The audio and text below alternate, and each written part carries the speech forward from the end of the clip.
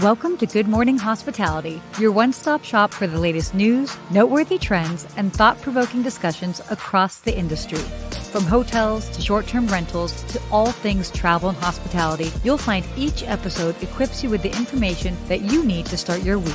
Join us on Good Morning Hospitality every Wednesday, wherever you get your podcasts.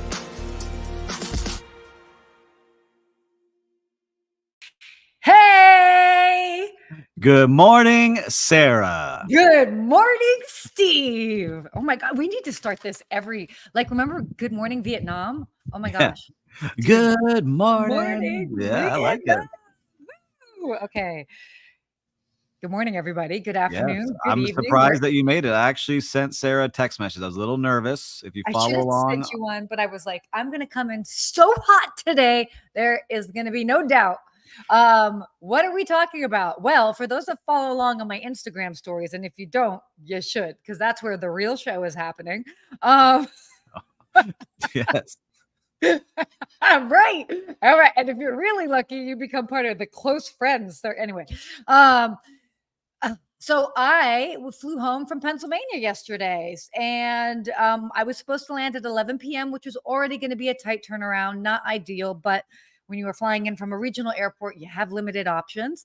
So I stuck with it, and due to some VIP movement that was happening at the Atlanta airport, a lot of flights got backed up. There were 40 flights ahead of us to depart. And guess what? The pilots ended up timing out. And what does that mean? That means we ended up waiting for new pilots, and I landed at 3 a.m. and I got home at 4 a.m. What time is it for you right now? It is 7 a.m. Look at Sarah. 3 hours of sleep, high energy, ready to go. And who's the VIP holding up the whole line? Who was first in line there at that airport? I heard that it was Air Force Two that was in there. So Kamala Harris, I think, was doing a little thing. I know. We know it's in the news. So yeah, but that is what that is. And as soon as I figured out that we were actually leaving, I passed out. So I got solid 4 hours. Came home, slept another 2. So I'm working on 6 hours. That's like I'm cooking with gas. Good. Yeah, right. You're good. All right. I don't feel that bad for you. 6 hours. Oh, I don't feel that bad. No, you shouldn't feel that bad. It's okay. This is totally first world problems. Right. Suzanne, good morning. We got Christopher. Good morning. Yeah. Here. Where's everybody joining us from? Have you guys had nights like that? Well, yeah. No, that's how many hours of sleep did you all get last night? Just put the number there. Let's learn about everybody's sleep health. Yeah, I got 6 too, but that's because I got to put everyone to sleep, and it takes me a while to get. I got young kids, busy. Yeah, you got a lot going on. A lot going on here, but I got to go to a lot of cool hotels this week to finish out this 50 hotels in 50 days. So wait, have you actually 50 business days with holidays taken out? That's 50 days. So we're good. You know what? 2 left. 2 hotels left. Nobody else has done what you've done, and nobody can give you a hard time for it. You did amazing. So wait, have you actually filmed all 50 at this point? I'm at 48. I got 2 left that I'm going to finish this week, and I'm done. And I learned a lot, and I got a lot of cool stuff coming out after it. But you know what it taught me? What? I had to edit my own videos, which I had never really done before, and it taught me how to do it really well. I got to see all different types of places, and we talk about all different kind of hotels, and every kind of hotel, big, small, boutique, mom, pop, professional, can offer cool things, no matter what size they are. And so I'm going to highlight a lot of that. So 2 more to go. And 2 more to go. This is awesome. I mean, there's so much, like you learned so much in doing this, and then you also educated all of us. So and cheering us on, we love it. That's right, Christopher. I never said 50 days in a row. I said in 50 days. Right, Christopher. That is so true. With holidays taken out. And birthdays. Asterisks. It's for myself. The only pressure we put on ourselves. But you also have something cool that I think people should watch. Yeah. Things. Why don't you tell people what you just posted yesterday, the first of some many to come? Oh, you're so sweet.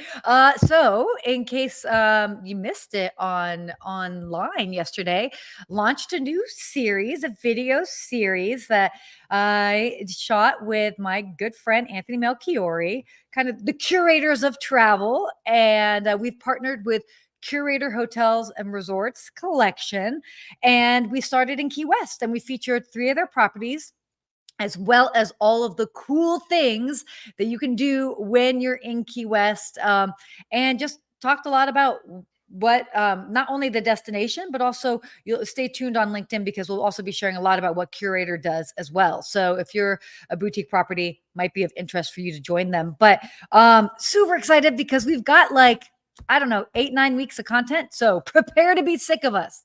And I mean that in the best way possible. Yes. So sweet. That's why you're going to get sick of sick. It's going to be sick of sweetness. Yeah. But I'm excited. I have to get your tips because I told you I was going to go to Charleston, New Orleans. Yes. I just couldn't make it happen. Right. The prices were crazy on flights for last minute stuff. So we're going to make a road trip to the Keys. So I need some advice from you. Oh my gosh. We'll talk about that. That's such a great option. I think that's what we're going to do because the kids, we realize we're so close. And I think only my daughter has been there. She's 8 years old. My son has never been. We're going to go down there. You must have also taken my other piece of advice that I just shared. Road trip. For road trips. Yes, exactly. Family friendly. Oh my gosh. I love that I'm Listen, you plan to travel. Inspirational. Influencer. No. Oh, influencer. The original influencer, concierge. So that's exciting. So you're going to do the Florida Keys. I love that you're doing that. That's great. What an awesome option. It's so fun. There's a lot of things to do with the whole family there and so much easier than, and honestly, and I say this loving travel, but those that might follow me closely might notice that I don't tend to travel a lot in the summertime because the airports are it is just so different when you've got summer travelers. And so, I mean, it's busy. And I'm not saying like to forego going on trips, but you have to be strategic about it. Yeah, I was just get flights. I was like, all right, we get last minute deals on flights. It doesn't really exist anymore. And then like, travel for a family of 4 to any of these places was like $2,000 plus. To just get there. And I was like, no, let's use that money and we'll spend it at a great place and we'll make something fun happen. So anyhow, awesome. A lot of fun stuff going on for us, but we got a great show to go into. Yeah, we do. We got a lot of great topics to cover. Show do. All right. Why don't we get started to get us kicked off here? Okay. All right. Perfect. So this was interesting. The state of hotel guest satisfaction in 2024. So this is the 28th annual JD Power 2024 North America Hotel Guest Satisfaction Index. Oh my gosh, that's so many words. Mouthful. That is a mouthful.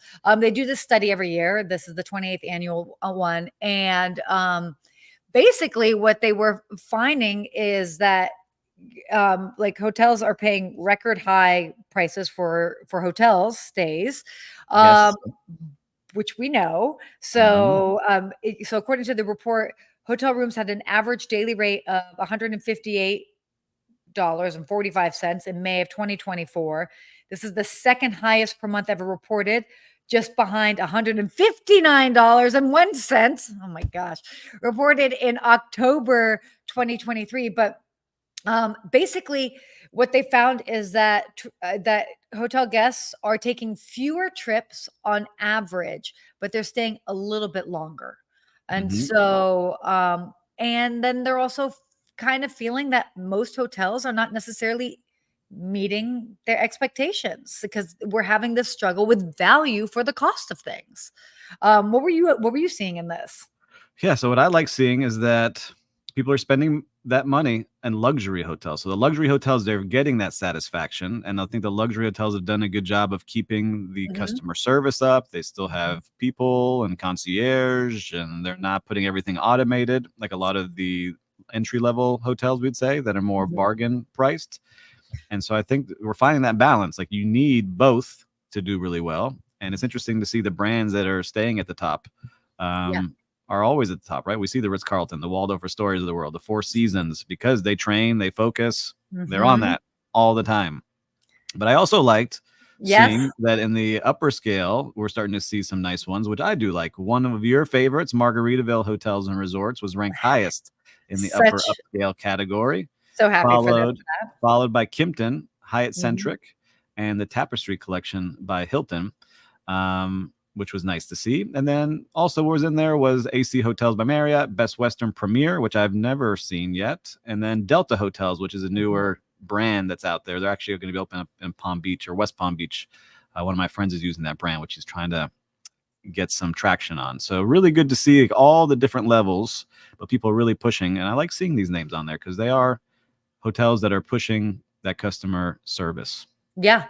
Definitely. And again, I mean, it's not to be, this is not a surprise. I think you described it so perfectly, is that, again, we're seeing the luxury market obviously doing really well with that, but, sort of that mid-scale market or budget market, they're still paying relatively high prices. And like, they want to make sure that they get their money's worth. So, it's definitely an interesting time for that. I think, and so many markets are struggling in different ways, whether it's still having enough employees to. Yep. Still a big shortage out there, and they're getting more creative now. They're getting faster, but there's still a ton of jobs open. I even look at my market. An old habit I have. I look at the jobs open every day. Old habit. When I had my staffing company, I would still look like who's on the move, like what jobs are open.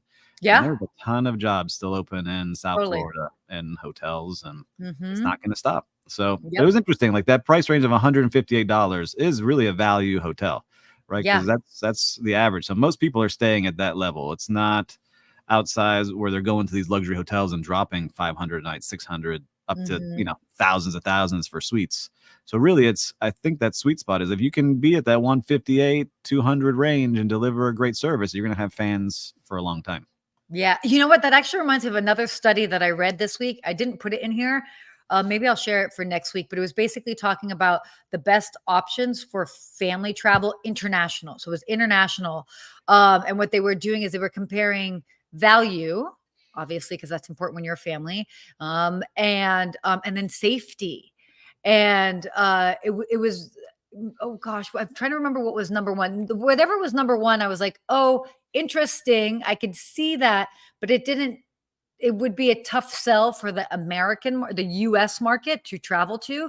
But the one that was probably that made the most sense for the US market was Munich, Germany. And I was just looking. Ooh, did I freeze? Sorry if I froze. You're right. I kind of see on my side. Okay. So yeah, it was just interesting to see also the prices, the average prices of hotel rooms around the world. And most of them were less than that. So we are more expensive than many, many other places.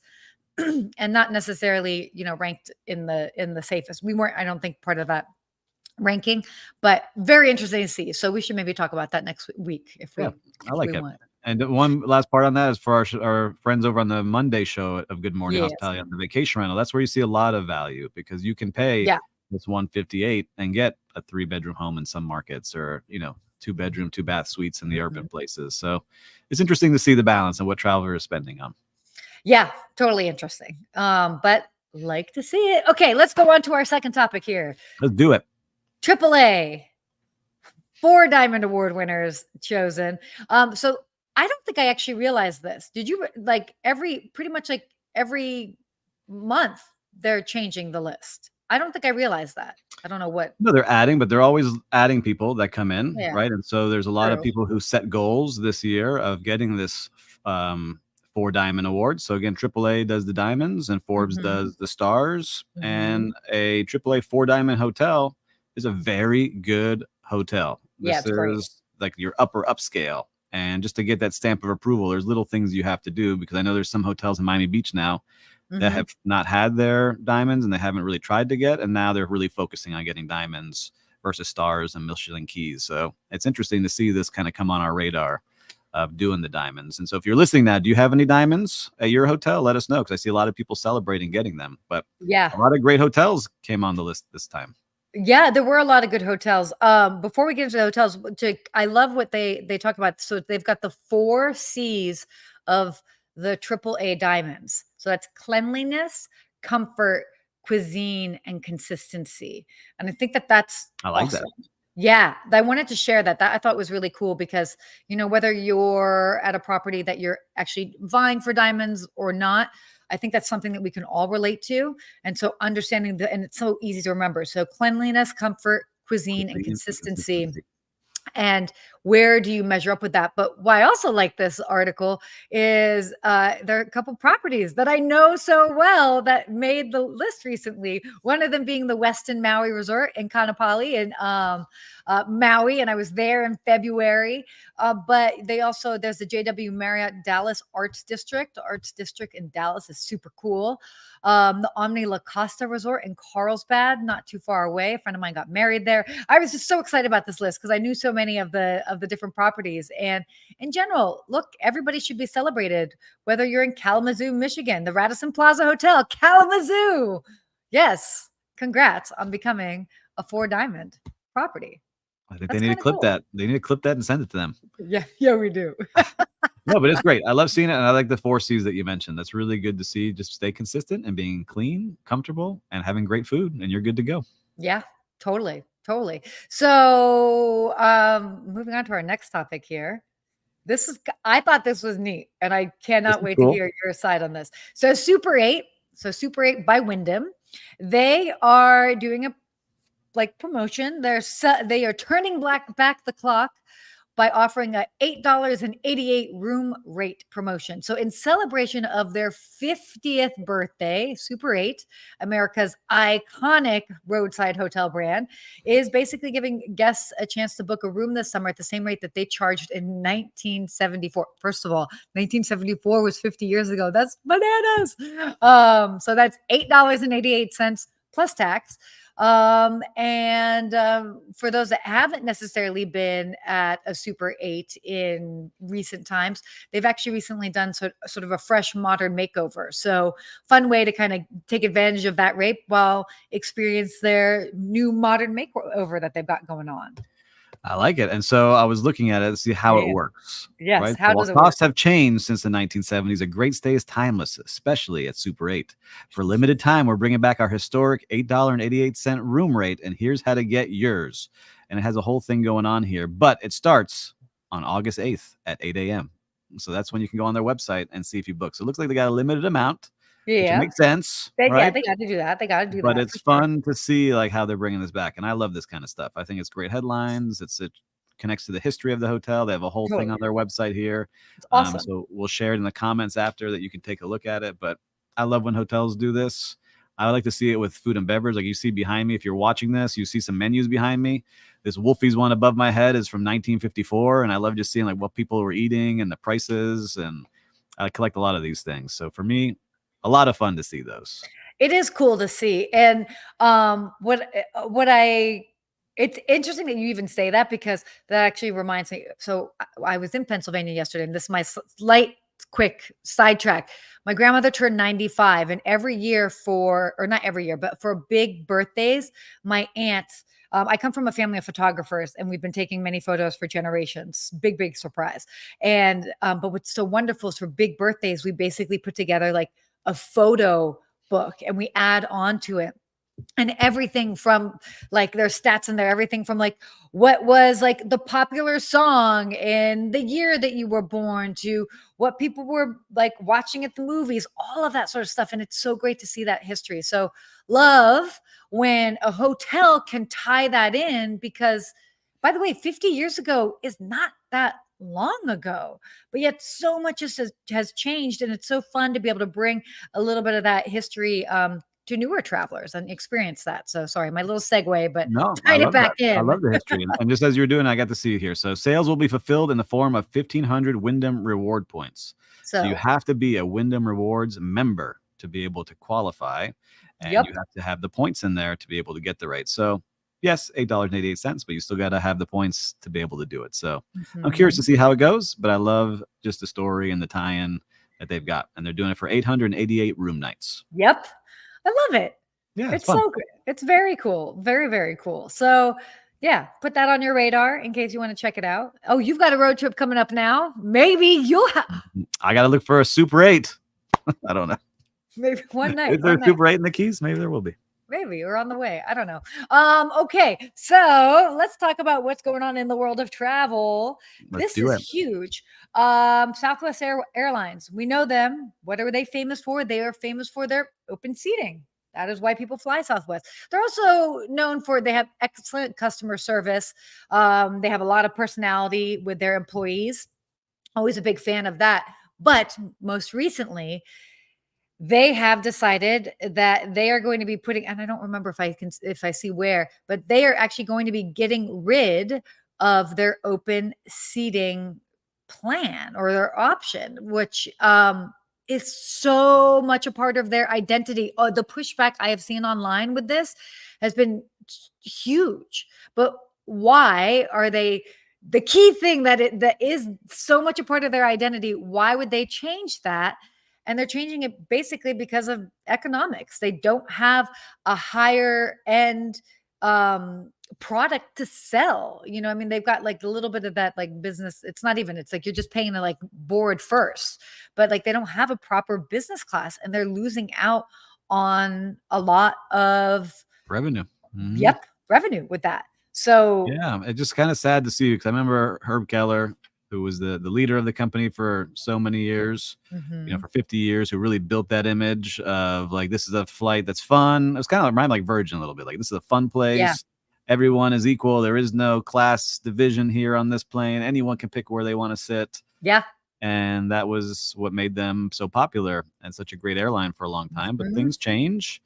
And then I see Christopher giving us a little stat here, which we have to check. The Southwest claims that 80% of their customers don't like the open seating policy. I didn't like it because I felt like you had like rush and find your seat. Like, at least, you know, if they're all the same seats, great. But I understand what they need to do in a business now. It's so expensive just to run a business. How do you do it? Yeah. Well, and Jim was just saying here, he's like, the only reason why he loves Southwest is for their open seating. I mean, that's the whole thing. It is so much a part of their identity. And then I don't know if we shared the comment that Chris said just before that. He said he feels like changing that will set Southwest apart, now making them just like another airline. And it's true. So like, as a business, like, how can they keep such a critical part? I honestly, if they actually go through with this, because they're still going to have to go through with it. If they actually I think that they're going to get personally so much pushback that they won't go through with it. But if they do go through with it, I feel like they might go back to this way and maybe just try and figure out another way of charging people more.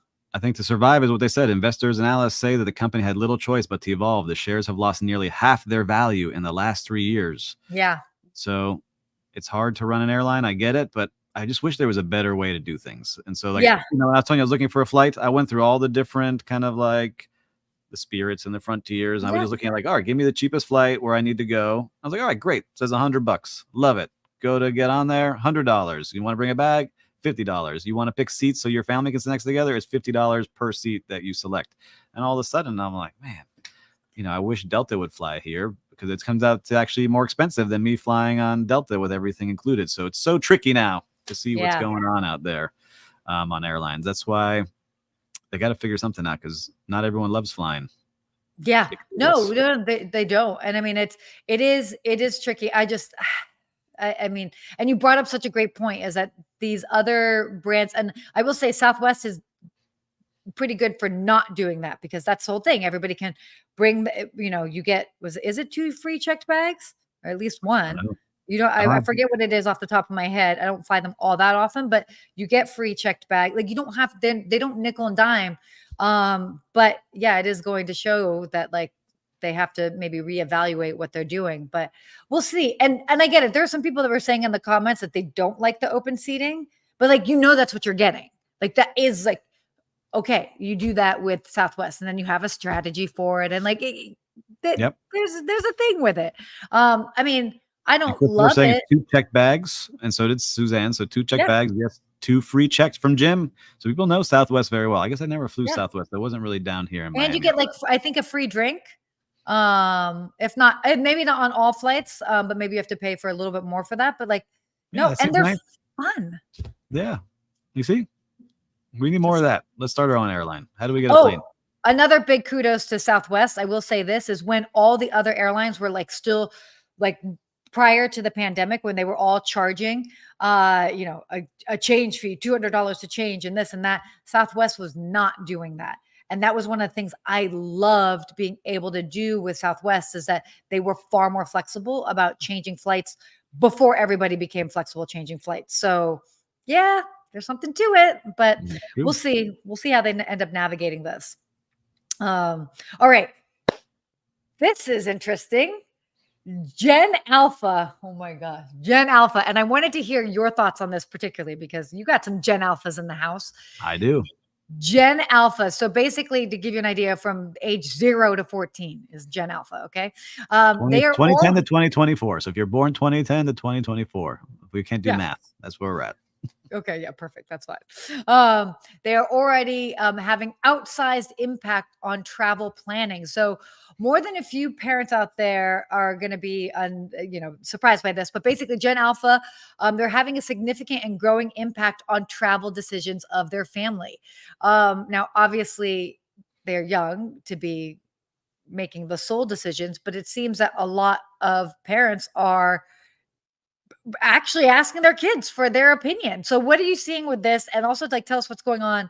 Tell us what happens in your household. Do you actually ask your kids? Yes, I'll give them some options. Yes. So my kids are 8 and 6 now. Okay. The right there in the middle.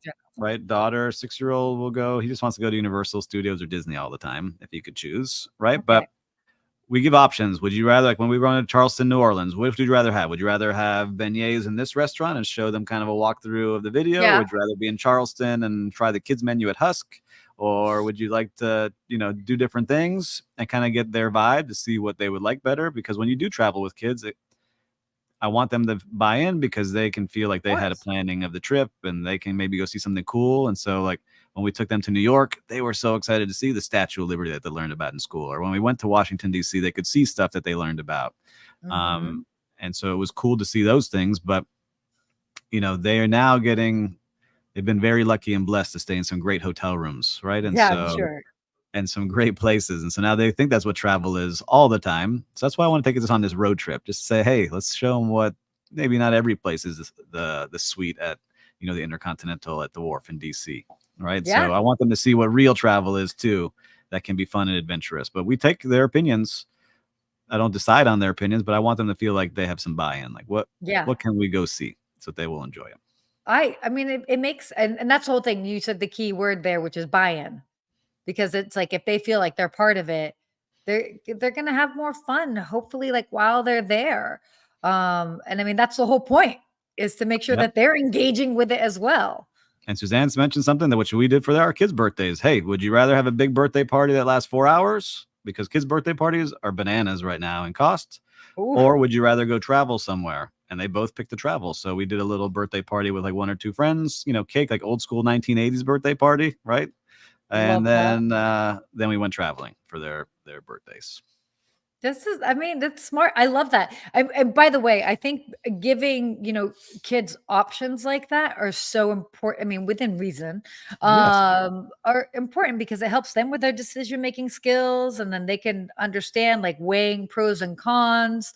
It's a great learning lesson. Now they're watching the Olympics and they all want to go to Paris. So the kids are like, we want to go to Paris and see where Simone Biles is running around and seeing these things. So we are going to have to take some time out to talk about the Olympics next week, because I am like, and I'm not normally into watching the Olympics. I'm like, whatever, it's fine. They look like they are having so much fun over there. Also, the amount of Snoop Dogg content that I have consumed is out of control. I think he is my new, like, I was always a fan of him, but like, I'm like, I feel like he's our mascot.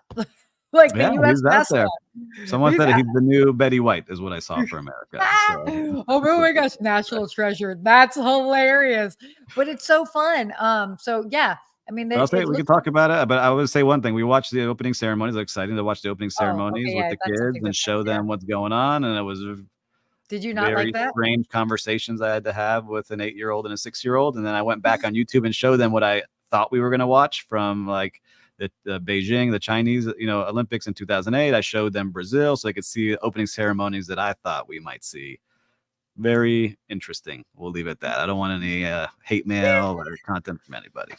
No, it's fine. Look, I mean, at the end of the day, I personally was not surprised. I mean, Yeah, you've got a Some creative, interesting artistic. topics, yes, that we have to Yeah. discuss, which I wasn't prepared for at the time. Yeah, for sure. Actually, that's a really good point because my aunt had her nephew over and he's 7.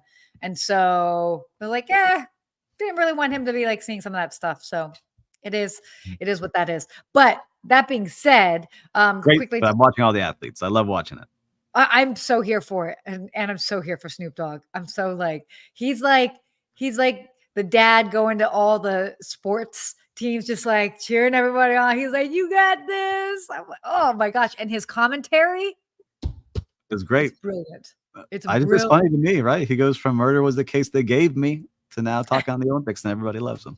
I love it. He has fully embraced grandpa mode, and I'm so here for it. Like Grandpa Snoop, yes, please. But him and Martha Stewart, that combination you would never think would be a thing, and it is. So I'm totally here for it. It shows what it can do. They're highlighting the city beautifully. My kids, my wife, I'm ready to go. We're ready to go. Yes. I love it. I love it. Okay. So that was our little bit on Gen Alpha travel, which I kind of love. I wanted to hear your thoughts on that. But why don't we go into our real-time recap segment? Absolutely. So what have you seen out there in the streets of hospitality? I've been on the streets. I've been walking the streets. Yeah, you have. Sweating down here in Miami Beach. And I want to highlight a hotel that I've always liked, but I learned a lot more about by going in there, was the Standard Hotel in Miami Beach. Yeah. And I learned something new about what they're doing with their team members, which has made me really rethink how they have such good, they don't have high turnover. The reason why, they allow their team to use the facilities. So like their team members are allowed to go and use the pool as one of their benefits with the guests. And they're allowed to have up to 2 drinks while they're there. Yeah. It's an adult only hotel. And so like you're allowed to use the pool. You can use the gym Monday through Thursday. You can get one for your manager or executive. For your executive, you get 1 spa treatment per month that you can choose and give a little recap of what it's like. And they encourage the team to live their best life. So if you're a DJ on the side and we need a DJ for the weekend, you can be the DJ this weekend. If you're an artist, when we need a new art piece for the hotel, you can create something and we'll put it up. And so I love seeing that because we talk about how many people are struggling to get employees. And I remember asking them, because I ran into the HR director when I was walking around the property. We had a coffee and she told us, no, we're good. Like, yeah, we need a couple here and there, but for the most part, we're doing great. And so it was great to see what they're doing. I was like shocked. I was like, you let them in the pool? Like, how it's going to happen, right? You let them in the pool. Right. Like, that you're always trained. You go to the hotel. That's not where you hang out. Like Totally. You don't sleep there. You don't hang out there. You do nothing there. You work there and that is it. You get out. It's turned out great because they have a lot of membership too. And so they treat the guests really well. The guests know them. And I can see like where there might be some area to get in trouble, but for the most part, they say they have 0 issues. So congratulations to the Standard Hotel in Miami Beach. Wow, that is awesome. Congrats. That's like, whew, that is cool. Like I could use the gym as an executive, but it was like always like, hey, you try to go in the morning, don't be around, like it's for the guests kind of thing. This is more like, no, like you're part of it, right? And so it's a front desk agent can say to the people checking in, like, yeah, I've tried this sound bath healing. You should try it at 7 a.m. tomorrow. Like it's really good. I'll see you there. Right. I'll see you there. I love it. That's so awesome. Well, shout out to them because that's cool. And I think when done right, it can be a wonderful perk. So love that. Some guardrails, but I think they did a great job. Yeah, guardrails, totally. So I've had a lot of interesting interactions, but I'll do one. I actually did a story or a couple stories on this last week on my flight out to the East Coast. Now, keep in mind, it was on the heels of all the craziness of all the flights, like the shutdown, the technical shutdown that happened last weekend, so 2 weekends ago, and then the many days, the ripple effect. And I have status with Delta, which everybody knows. And they were like very quick to upgrade me. Fine, totally fine. And then on my flight out, there were a couple of hiccups in like the first flight from here to Atlanta, but really like not a big deal at all. They mixed up my drink with somebody else's drink. They went to trying to give me a white wine and I'm like, I did not order that. And she was like, yeah, you did. And I'm like, no, I didn't really. And we were laughing about it. It was fun. And another like flight attendant came over and they were like, oh, this one's trying to cause trouble. She's trying to make sure everybody has a fun flight. So like it was fun. And then I think they forgot to make my meal. So then by the time they realized it, their in bringing out my meal would have been 20 minutes late. And they were like, oh my gosh, I'm so sorry. And I'm like, totally fine. Like, I can wait 20 minutes. I wasn't even supposed to be in first class. Like, I'm just happy to be here. And at the end, they came up and they're like, hey, you were just so cool about this. We had a couple of like snafus. We're just going to add an additional 5,000 miles into your account. And I'm like, well, thank you. I'm like, you did not have to do that at all. But what I loved and what I talked about is this idea that these companies give that ownership to their employees and their staff and wiggle room so that they are able to do something for a guest, whether they find out a guest is celebrating an anniversary, a birthday, or whatever, that the employees know that they can make the executive decision to send a glass of champagne or to do like a one category upgrade, whatever it is. I love seeing it when businesses do that. And this was a classic case of it. This guy did not have to give me that by any means. I wasn't even phased, but the fact that he did, it just goes to show you that, you know, it goes a long way, and it was nice. And okay, yeah, fine. I had delays last night, but like, what do? You know, and I already had such a great experience this last time. Last night, it was just like, we just got to lean into it. You're a super fan. They're empowered. You're a super fan. You're talking about it now. You see? Yeah. It's great. No, totally. So I don't know. That's you. But I would love to be a fly on the wall with Delta's training, because they do a fantastic job with their training in general. So, but that'll be a story for another day. Oh yeah, Suzanne's saying I love surprising a guest when something is a snafu and it makes the day of the guest. Totally, it did. It made my day. It was great. So why don't we go to our quote of the day before wrapping up? I know we went a little long today, but it's all right. We got a great quote today. Under promise and over deliver by Toby Bloomberg. Yeah. I think that's great. I think it's exactly what it is, because there's so many times that, especially we're dealing with a couple of projects now that certain vendors will over promise certain things, and then you're like, man, this is not what you said it was going to be. Yeah. And we work with other vendors that say they're going to do something, and then it comes out way better than we expected. That's a great feeling to have. Yeah. Oh, totally. I mean, I've worked with a couple of different companies that have kind of, you know, we've been kind of struggling with that too. And we're like, oh man, like it seemed like it was going to be like this. And so again, it's all about setting expectations. And it's managing those expectations, and managing expectations all start with how you set them. So you're setting the bar right there. Yeah. Right. Oh yeah, that is. Hold on. Write it down. Okay. Oh, clip it. Anyway. So there you go. But it's, you know, I love this quote because it really just reminds us so much of like, we're setting the tone. And so you might want to, I get it. People overpromise because they want the job, they want the gig, they want the whatever it is. But then like, you got to deliver. And it's so interesting when people are hungrier for the opportunity than the actual opportunity itself. That's part of the sales. That's where they closing the deal, but not delivering the work. No, you got to deliver. It's not about just closing deals. You got to deliver. Oh my gosh. Anyway, sorry. I feel very strong about that, but there you go. What a note to end the show on, guys. Yeah, great show. Hopefully we over-delivered today. Hopefully. Right? Hopefully we over-delivered to all of you watching. I love seeing all the comments flying in today. Great interaction with you all. And if this was something valuable today, if you're on LinkedIn or you're watching this on YouTube, make sure to share this with somebody, because I'm sure they would find some value in it too if you did. Hopefully, yes, definitely. So love that. We try to bring that early morning energy. At least I did. My body does not know what time zone it is on, but I brought some too, a little bit. You did. You always do. You always bring the early. You are like so consistent. It's amazing. That's what we love about you. Consistency. You see? It is. 4 diamonds. It's clean in here. It's comfortable. I got some good food. We're ready. 4 diamonds. Shine bright like a diamond. All right. And on that note, everybody go shine bright. Be your little diamonds. Be your little diamond selves wherever you are in the world. Bye. See you next week. Bye.